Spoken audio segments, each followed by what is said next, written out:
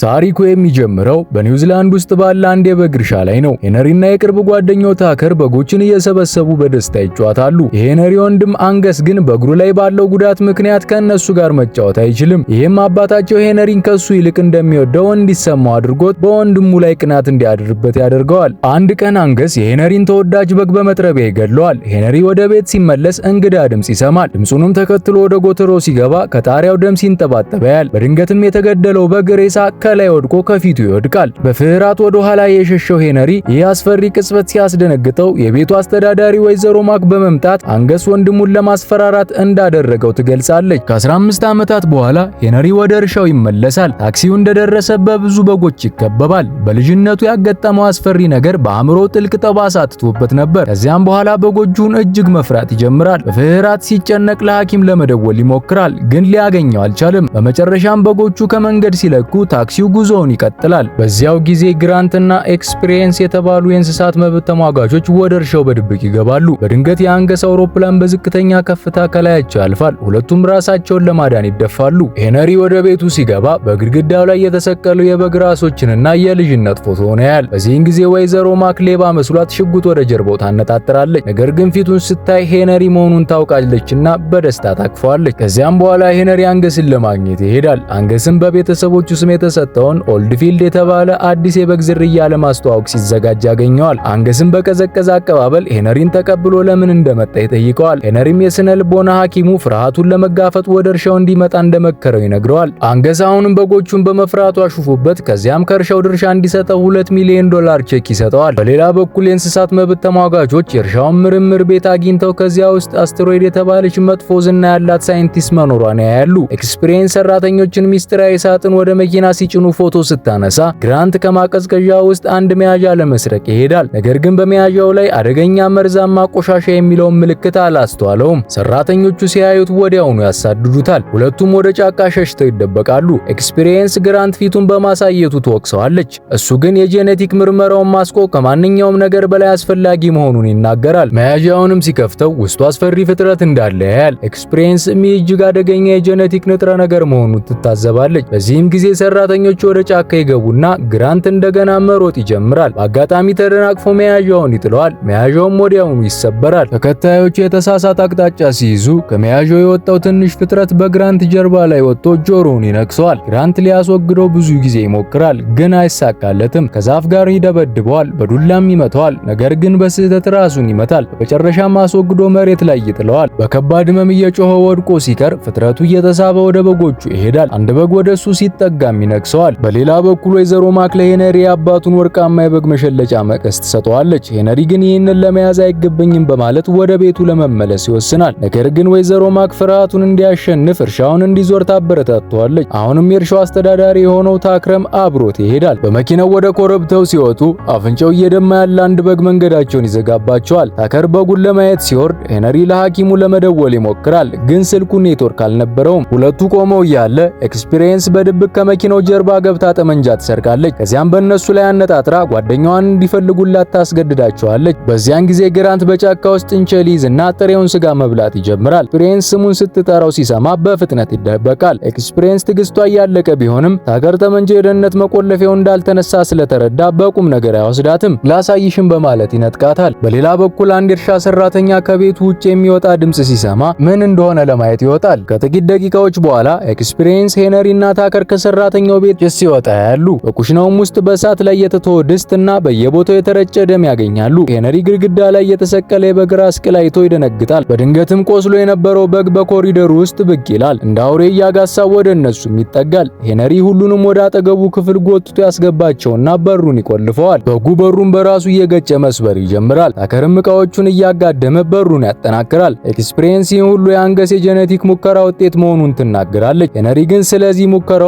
ምንም አያውቅም። በዚያን ጊዜ ኤክስፒሪየንስ ካልጋው ጀርባ የተገደለውን ሰራተኛ አስክሬን አይታ ጮኻ ትደነግጣለች። በመጨረሻም በጉ በሩን ቀዳዳ ያደርገዋል። ታከርም በራሱ ላይ ተኩሶ ይመታዋል። በጉ ወደ ኋላ ቢወድቅም ወዲያውኑ ተነስቶ እንደገና ይመጣል። ታከርም በሁለተኛው ተኩሶ ይገለዋል። ሶስቱ ከቤት ሲወጡ በሩ ፊት ብዙ በጎች ተሰብስበው ያገኛሉ። ታከር መኪናውን ለማስነሳት ይሮጣል። ኤክስፒሪየንስ ደግሞ ሄነሪ እንዳይደነግጥ የማታለል ዘዴዎችን እያስተማረች በበጎች መካከል እንዲያልፍ ታግዘዋለች። ነገር ግን ታከር ወደ መኪናው ሲደርስ አንድ በግ ራሱን በበሩ ውስጥ አስገብቶ ያገኘዋል። ጠመንጃውን ለማንሳት ሲሞክር በጉ ሊነክሰው ይሞክራል። በዚያን ጊዜ ሄነሪና ኤክስፒሪየንስ መኪና ላይ ይወጣሉ። ታከርም ወዲያውኑ መኪናውን ያስነሳዋል። ነገር ግን በጉ አሁንም በመኪናው ውስጥ ሆኖ ታከርን ለመንከስ ይሞክራል። ታከርም እየደበደበው ስለሚከላከል መኪናውን በአግባቡ ማሽከርከር አይችልም። ሄነሪ ከመኪናው ጀርባ ቼንሰን አግኝቶ ያስነሳዋል፣ ግን መቆጣጠር ስለማይችል ወድቆ ይጠፋል። በመጨረሻም ታከር የበጉን ራስ በመሪው ላይ ብዙ ጊዜ ይመታዋል። በጉም ተንበርክኮ እግሩን ይነክሰዋል። ታኮር በቁጣ በጉን በእግሩ ደጋግሞ ይረግጠዋል። ከዚያም ጠመንጃውን ይዞ ወደ መኪናው ጀርባ ይወጣል። በጉ የነከሰው ቦታ ጫማ ስለነበረበት እግሩን እንዳልጎዳው ይናገራል። በዚህም ጊዜ በጉ መኪናውን እየነዳ ወደ ገደል ይወስደዋል። ሶስቱም መኪናው ወደ ባህር ዳርቻው ከመውደቁ በፊት በመዝለል ሕይወታቸውን ያተርፋሉ። መኪናውም ከገደሉ ወርዶ በከፍተኛ ድምጽ ይከሰከሳል። ኤክስፒሪየንስ የቦታውን ውበት ብታደንቅም ሄነሪ ይሄ አባቱ የሞተበት ቦታ መሆኑን ይናገራል። በዚያው አቅራቢያ ሌላ በግ ይታያል። ነገር ግን ይሄ የተለመደ ስለሚመስል ታከር አባሮ ያሸሸዋል። ሄነሪ ለእርዳታ ለመደወል ሲሞክር ስልኩ በመኪናው ውስጥ እንደተወ ያስተውላል። በእግራቸው ይመለሳሉ። በሌላ በኩል አንድ ሳይንቲስት መርዛማ ቆሻሻ ወደ ትልቅ ጉድጓድ ውስጥ ይጥላል። ተመልሶም ሲሄድ ሁለት በጎች በትኩረት ሲመለከቱት ያያል። በመሳለቅም እንደ ውሻ ይጮህባቸዋል። በድንገት አንዱ በግ ከኋላ ይነክሰዋል፣ ሌላኛውም በሙሉ ኃይሉ ይገፋዋል። በዚህን ጊዜ አንገስ የባለሀብቶቹን ዝግጅት እያዘጋጀ ሲሆን ከቤቱ ውጭ የቆመውን ታክሲ ይመለከታል። ሹፌሩም በእንቅልፍ ውስጥ ሲሆን የታክሲ ቆጣሪው $1000 ደርሷል። ሄነሪ አሁንም በአካባቢው እንዳለ የተረዳው አንገስ በመኪና ተሳፍሮ ፍለጋውን ይጀምራል። በኮረብታው አካባቢ መንገዱን የዘጋውን ግራንትን ያገኘዋል። የግራንት ፊት በጣም ተበላሽቷል። ነገር ግን ይህ በእንስሳት ላይ ስለሚፈጸመው ግፍ አንገስን ከመውቀስ አያግደው። ሁለቱም ይጨቃጨቃሉ። አንገስን ሊያባረው ሲሞክር ግራንት እጁን ይነክሰውና ከዚያም ይሸሻል። ጥቂት ቆይታ በኋላ ታከር በእግሩ ላይ ከባድ ህመም ይሰማዋል። ቦቲ ጫማውን ሲያወልቅ እግሩ ወደ በግ እግር መቀየሩን በድንጋጤ ያያል። በዚያው ቅጽበት የበጎች መንጋ ደርሰው ሶስቱንም ማሳደድ ይጀምራሉ። ከነሱም ለማምለጥ ወደ ምርመራ ቤቱ ይሸሻሉ። በውስጡም ሲዘዋወሩ ሆዱ ተቀዶ ከጣሪያ ላይ የተንጠለጠለ አንድ በግ ያገኛሉ።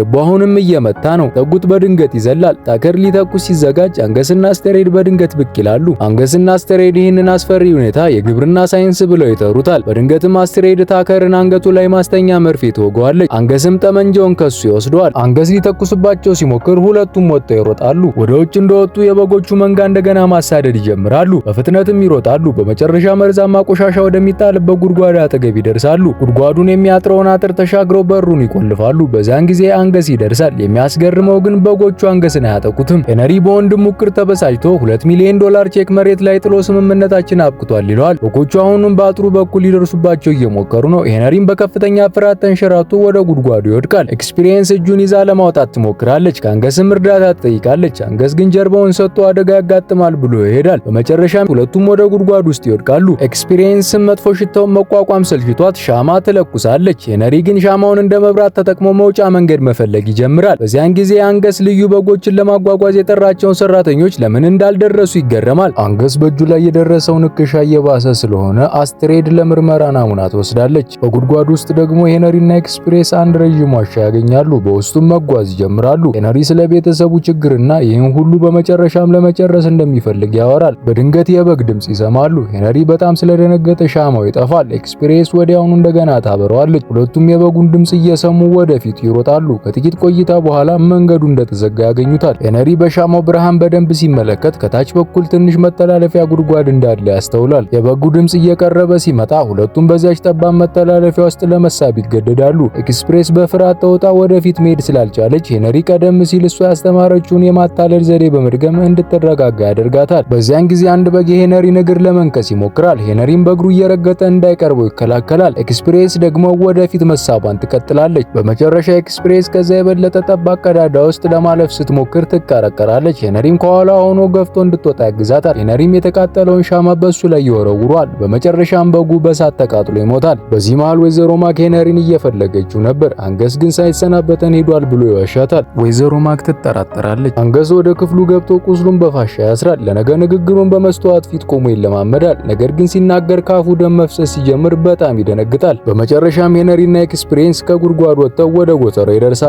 በላያቸው የተለጠፈውንም ደም ካጠቡ በኋላ እንግዳ ድምጽ ይሰማሉ። ድምጹን ተከትለው ወደ ውስጥ ሲገቡ ግራንት ወደ ግዙፍ የበግ ፍጥረት መቀየሩን ያያሉ። ግራንት ሄነሪን በአንድ ጠንካራ ምት ሩቅ ይጥለዋል። ኤክስፒሪየንስ ጓደኛዋን ለማረጋጋት ብትሞክርም አይሳካላትም። ሄነሪ አባቱን ወርቃማ የበግ መሸለጫ መቀስ አግኝቶ አንገቱን ለመውጋት ይሞክራል። ነገር ግን ግራንት በቀላሉ መሳሪያውን ከእጁ አስጥሎ እንደገና ይመታዋል። ሁለቱም በፍጥነት መሮጥ ይጀምራሉ። ግራንትም ያለማቋረጥ ያሳድዳቸዋል። ከረጅም ሩጫ በኋላ አንድ በር ዘግተው ለጊዜው ያስቆሙታል። ነገር ግን ሲወጡ መውጫው እንደተቆለፈ ይገነዘባሉ። ኤክስፒሪየንስ በአፉ ዙሪያ የተለጠፈውን ደም አይታ ስጋ መብላት አልነበረብህም በማለት ትቆጣዋለች። ግራንትም በዚህ ንግግር ለጥቂት ጊዜ ሲዘናጋ ሄነሪ በሩን ከፍቶ ሁለቱም ወጥተው እንደገና ይዘጉበታል። በላብራቶሪ ውስጥ አስተርድ የታከርን እግር በመመርመር ከሰው ሰራሽ የበግ ማህፀን የተወሰደውን ፈሳሽ ልትወገው እንደሚገባ ታስባለች። ነገር ግን ታከር በድንገት መንቀጥቀጥ ሲጀምር ረዳቷን ለመጠበቅ ታቆማለች። ከዛም የታከር ጭንቅላት ወደ አስፈሪ የበግ ራስ መቀየር ሲጀምር አስትሬድ ወዲያውኑ መርፌውን ተወገዋለች። ይህም ሌላኛው ኃይለኛ መንቀጥቀጥ ያስነሳበትና እንደገና ወደ ሰውነቱ ይመለሳል። አስትሬድ ከላብራቶሪ ስትወጣ የሞተች ረዳቷን በጎች ሲበሏት ታያለች። በጎቹም እሷን እንዳዩት በፍጥነት ይከቧታል። ስለዚህ ወደ ጫካው ትሸሻለች። ከኋላ የበጎችን ጩኸት እየሰማች ስትሮጥ ትኩረቷ ይሰረቃል። በድንገትም እግሮቿ በጭቃ ውስጥ ይጣበቃሉ። በጎቹም ይህንን እድል ተጠቅመው በህይወት እያለች ይበሏታል። በሌላ በኩል አንገስ ሁሉንም ባለሀብቶች ወደ ዝግጅት በደስታ ይቀበላቸዋል። በንግግሩም መካከል ካፉ ደም እንዳይፈስ ብዙ ውሃ ይጠጣል። ሆኖም ሰዎቹ በሳጥኑ ውስጥ ከሚሰማው እንግዳ ድምጽ ትኩረታቸው ይሳባል። አንገስም የታቀደውን ጊዜ ሳይጠብቅ ሳጥኑን ከፍቶ ውቡን የኦልድ ፊልድ በግ ለሁሉም ያሳያል።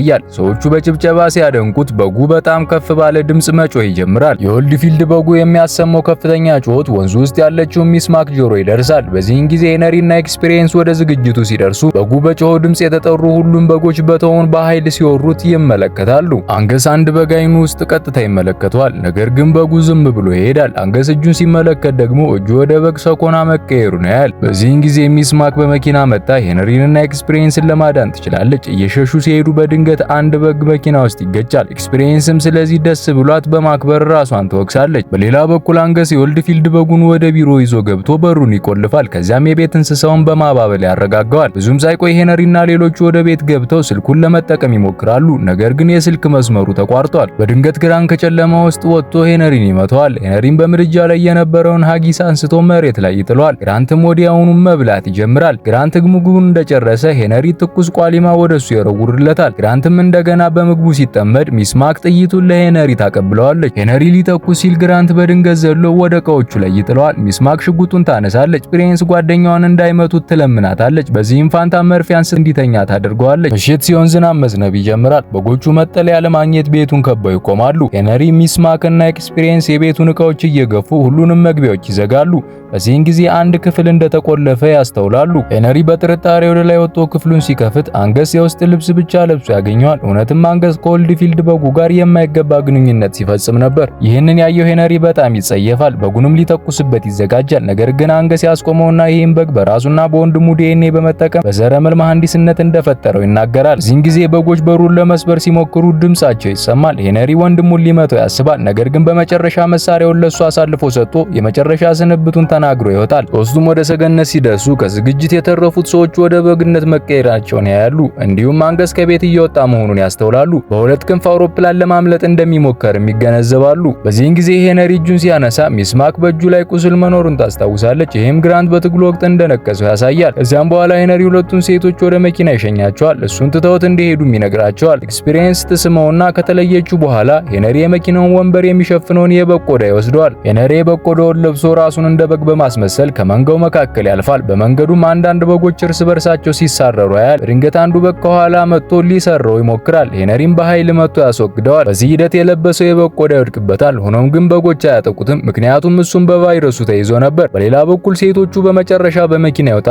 ሚስማክ በፍጥነት እያሽከረከረች ስትሄድ ኤክስፒሪየንስ ወደ መኪና የሚጠጉ በጎችን ጠመንጃ እየተኮሰች ትገላለች። በዚያን ጊዜ አንገስ ባለ ሁለት ክንፍ አውሮፕላኑን ያስነሳል። ልዩ በጉን ለማምጣት ወደ ጎተራው ይሄዳል። ነገር ግን ሰውነቱ በኃይል መንቀጥቀጥ ሲጀምርና ወደ ሌላ ፍጡር ሲቀየር በጉ ከእጁ ይወድቃል። እዚህን ጊዜ ሄነሪ ወደ ጎተራው ይገባል። አንገስም ወዲያውኑ ዘሎ ሊያጠቀው ይሞክራል። ሄነሪም ጥቃቱን በማምለጥ ይሮጣል። ከዚያም ሌላ ከባድ ማሳደድ ይጀምራል። በመጨረሻም አንገስ ያገኘውና ጭንቅላቱን በግድግዳ ላይ ደጋግሞ ይመታዋል። በዚህ ጊዜ ሄነሪ አንተ ሁሉንም ባታበላሽ ኑሮ እርሻውን በአንድነት ማስተዳደር እንችል ነበር ይለዋል። ከዚያም ወርቃማውን የበግ መሸለቻ መቀስ አንስቶ የወንድሙን አንገት ይወገዋል። ሆኖም ይህን ከመግደል ይልቅ ከዚያ የባሰ አስፈሪ ፍጡር እንዲሆን ያደርገዋል። ሄነሪ ሽጉጥ ለማንሳት ይሮጣል። ነገር ግን አንገስ በቀላሉ መሳሪያውን ከእጁ ያስጥለዋል። ሄነሪም ከጎተራው ሲወጣ ባለ ሁለት ክንፍ አውሮፕላን በእርሻ ላይ እየተንቀሳቀሰ ያያል። አንገስ ሊያጠቀው ሲመጣ የእርሻው የበግ ውሻ በመጮህ ያስቆመዋል። አንገስ አሁንም ወደ በግ ስለተቀየረ ሰውነቱ ለውሻ ተፈጥሯዊ ፍርሃት መገዛቱን መቆጣጠር አይችልም። በድንገትም አውሮፕላኑ ከኋላው በመምጣት ሰውነቱ ብዙ ቆዳ ይቆርጣል። ሆኖም አሁንም በህይወት ይቆያል። እንደገናም ሊያጠቃ ሲሞክር ታከር እንደ ሰው ተመልሶ ይመጣና